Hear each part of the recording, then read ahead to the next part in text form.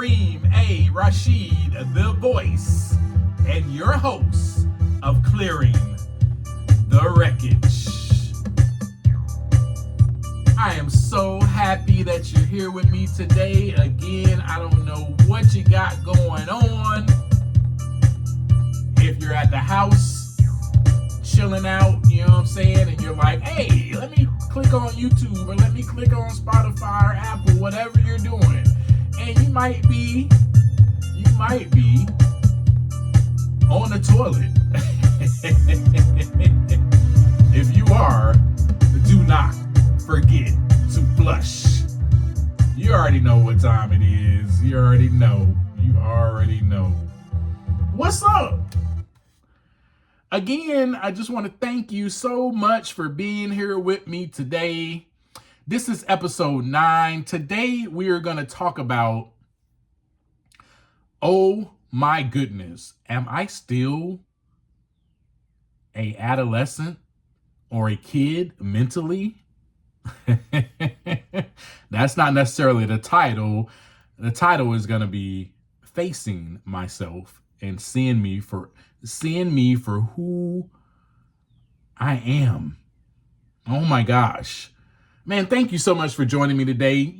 So I'm going to catch you up real quick. You already know what time it is. You already know it's catch-up time. Episode 8. The last episode I talked about the value of me having a mentor, the value of a mentor, and how to me he added so much value to my life, especially at that particular time, because I had just decided to clear the wreckage of alcohol and drug use. I said, you know what? I don't want it no more. And so I shared with you how, I left that hotel room. I was with the young lady at the time. We were in a relationship together, and she had just bought alcohol back to the hotel room. What a temptation for me to just stay there and indulge and go back to my old identity. And I decided to leave there and not go back.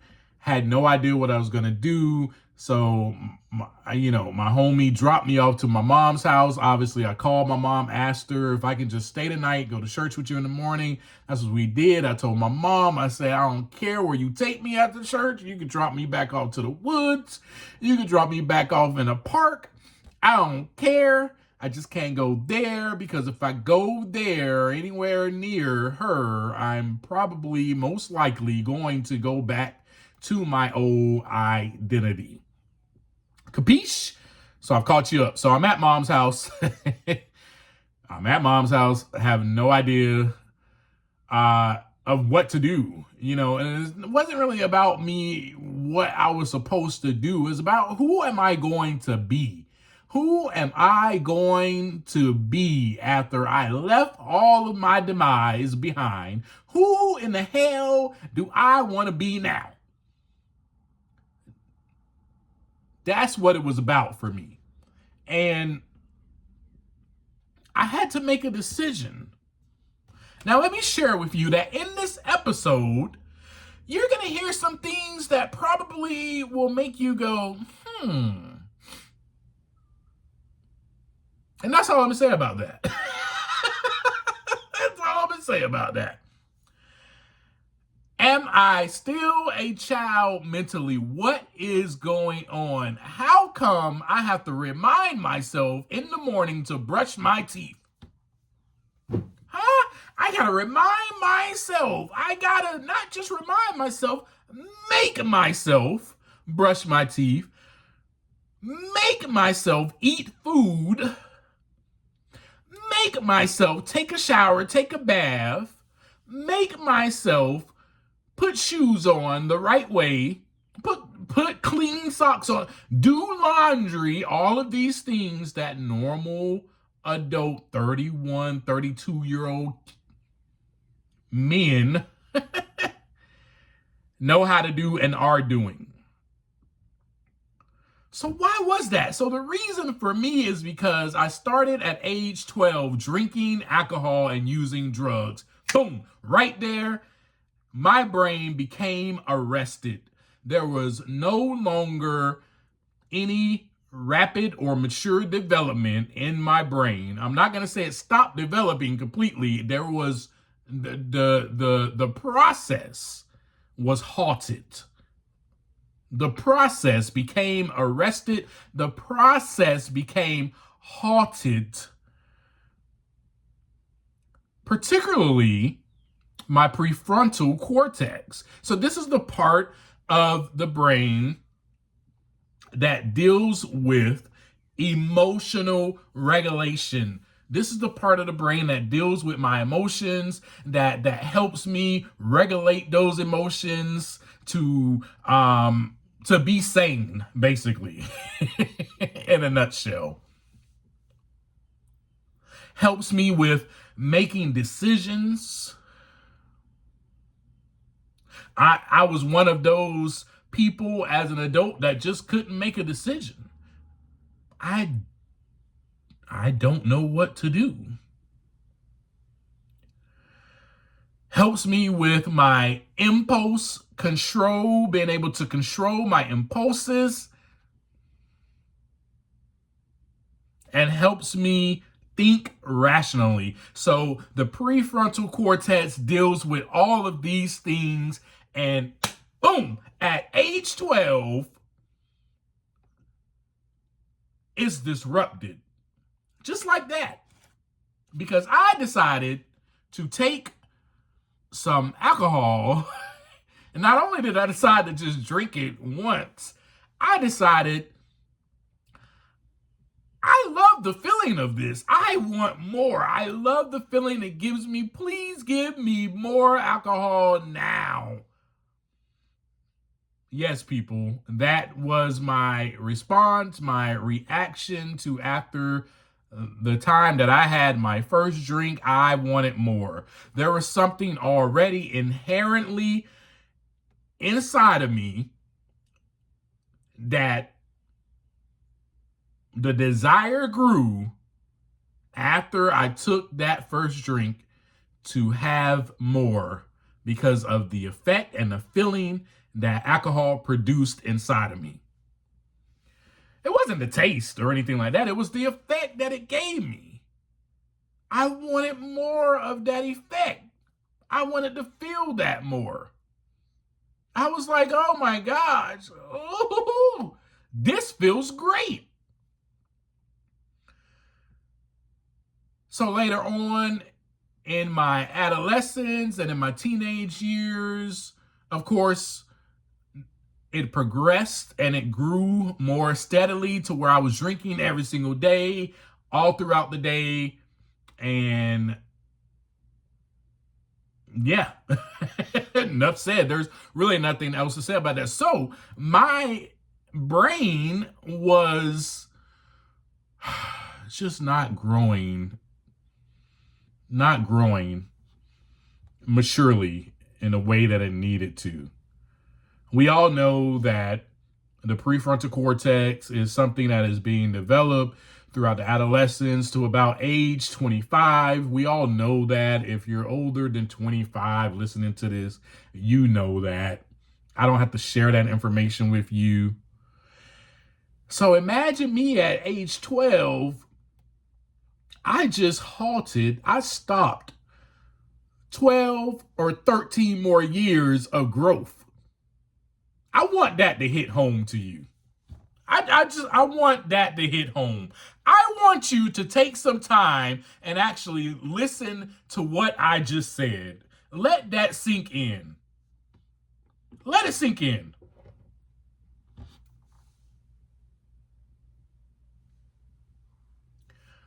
Age 12. I got 12 plus 13 more years of my brain to grow. And I said, you know what? Boop, cease. You're not growing no more. Oh, man. Oh, man. Why did I do that to my brain? I have no idea.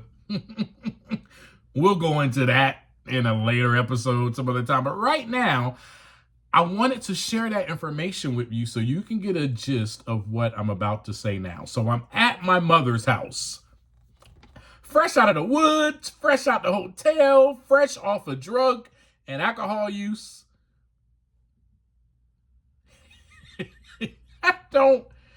I gotta look in the mirror and go, what the hell? Who am I? My identity, let me break this down for you, was wrapped up. My identity was that I am a person that uses alcohol and drugs throughout the day, throughout the night to cope with my mental health, to cope with my life, to cope with my mental disorders, to cope with the wreckage. That is what I do. That is who I am. Now, I do not have any of that because I surrendered. Remember that episode? Yeah. And I have come to the place of agreement and agreeance unto this power that's greater than me, and the ingredients agreeance in seeing my mentor live a life that is fulfilling and satisfying without alcohol and drugs. How did he do it? Oh my goodness, how did he do it?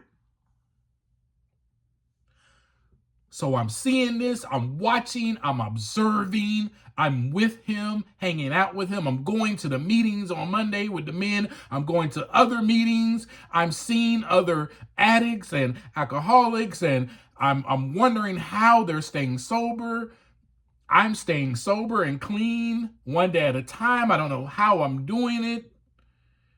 All I know is I'm fighting temptation all day long. I want to drink and drug because I'm so used to it. Oh man, this person pissed me off. I want to drink. Remember, my prefrontal cortex was disrupted, so I don't have the ability to regulate my emotions. The only thing I knew how to do was to grab a drink. That's it. That's all I knew. That is all I knew. So that was my identity, people.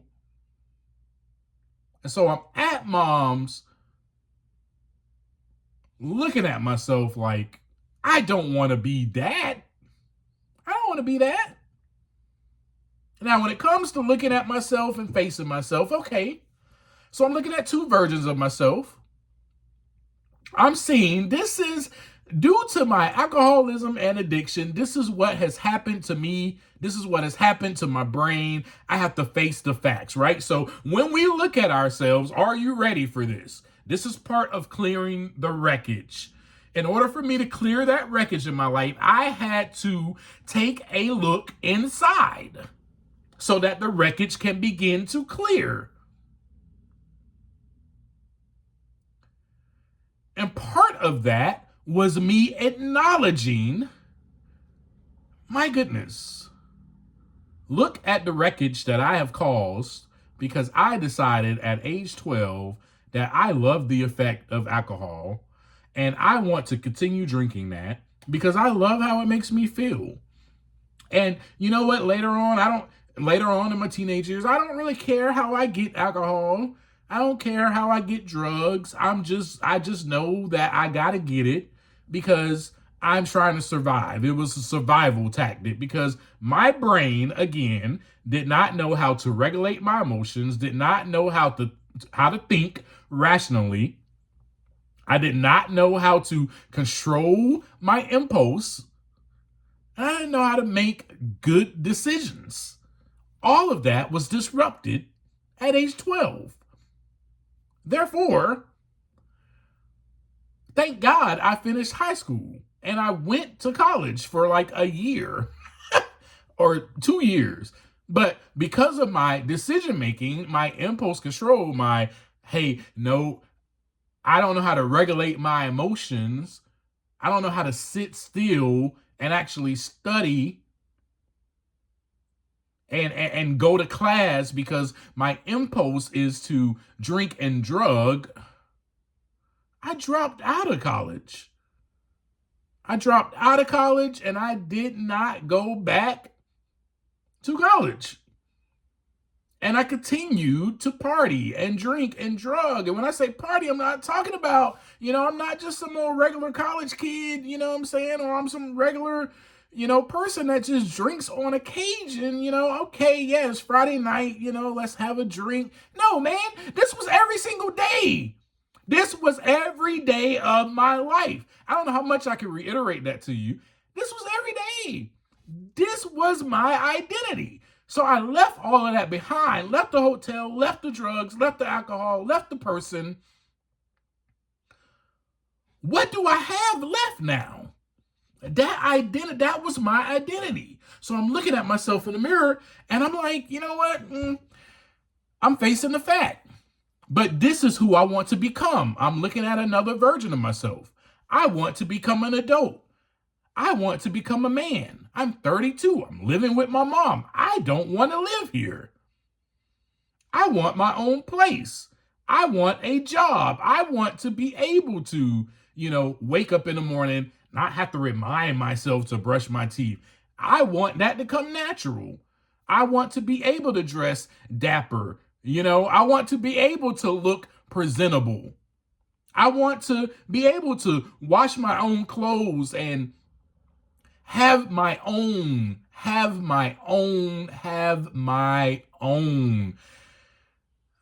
I couldn't tell you how much that meant to me to have my own. I just want to share with you real quick that everything that I had was given to me. I'm age 12 mentally, staying with the person who enabled me and spoiled me all my life and gave me things. Let that sink in. Let that sink in. That's who I was staying with. My mom. Yes, she loved me. Yes, so much. But my mom had a problem. And that was enabling and spoiling her son and giving him whatever he asked for. And I knew, remember how I told you in one of the episodes, how to manipulate and soak whatever I wanted out of my mother. I knew how to do that from a very early age. Remember, I'm at her house. I'm 12. Don't you think that those thoughts came into my mind? I could just ask my mama for some money. I ain't got to go out here and find a job.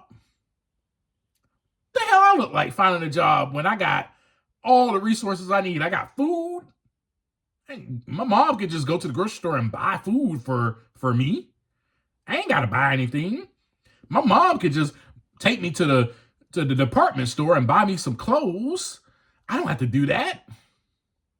My mom could just, and the list can go on and on, right? Without being able to think rationally, that is where the thought process went most of the time. I'm being completely vulnerable with you and real with you. That's how it went.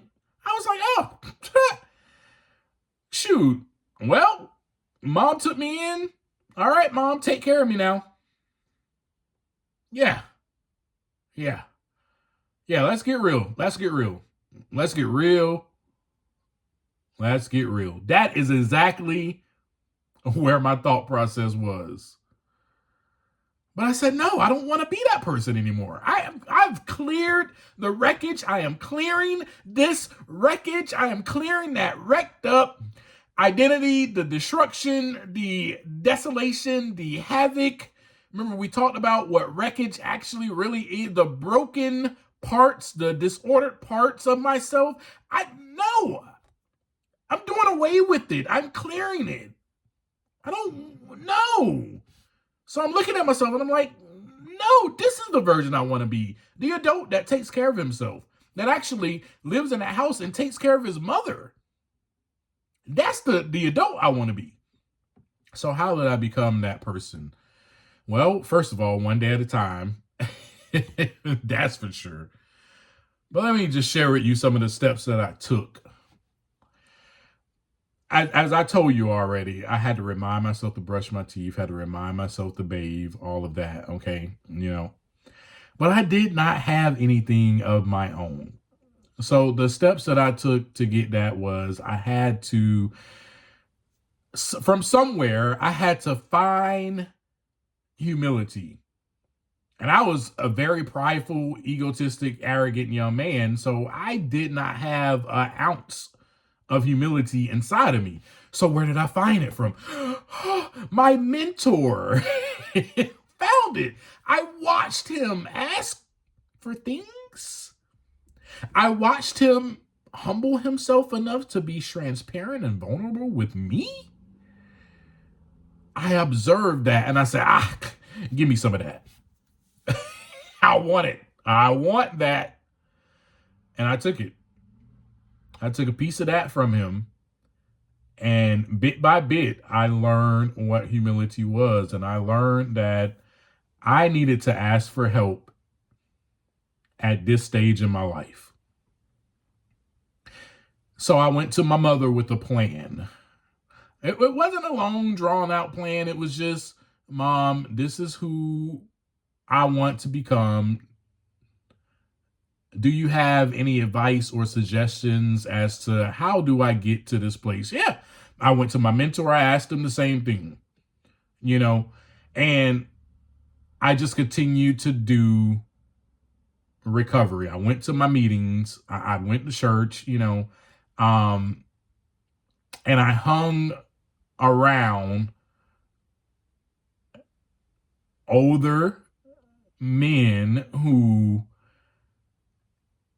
had become adults, who had problems and issues with addiction, but I saw that they became adults. I was like, I want that. So I just latched on to people and was like, I want that. I want that. And I asked questions. How did you, you just got off you're now clean from, alcohol and crack for 10 years. Like how, tell me that story. I ask people that so that I can become not necessarily them, but become my own person. So I did not have a job. So let me tell you what I did. I went to Career Source and I went there pretty much Monday through Friday. And I sat my black ass down, excuse my language, but I just had to say it. And I allowed them to teach me how to fill out an application. Now, in my mind, I'm like, man, I know how to fill out an application. Bro, I don't need nobody to teach me how to fill out an application. I know how to do that. But nope. I grabbed onto that humility from my mentor and I was like, nope, this is, I don't know anything. Teach me, please. I want to clear the wreckage out of my life. I don't want to be that person anymore. That identity is gone. The man who thinks he knows everything, the ego, which is wreckage. I don't want that in my life anymore. Teach me. They taught me how to write a resume. They taught me how to do a cover letter. They taught me how to present myself when looking for a job or for when sitting at an interview. They told me these things. And I learned. And I went to that place Monday through Friday.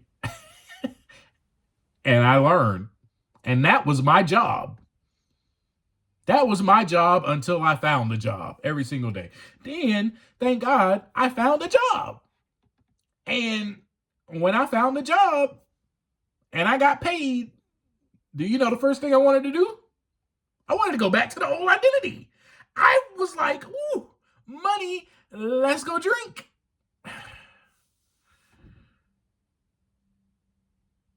But, I did not know how else to cope. I did not know how to control my impulses. Remember this. I'm telling you this so that you can know I disrupted those things. My prefrontal cortex, I disrupted it. So I had to get that humility again.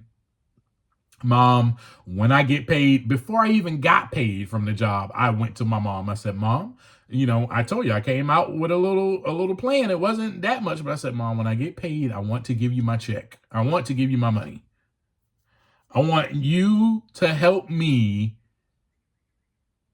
become this new person that I'm trying to become.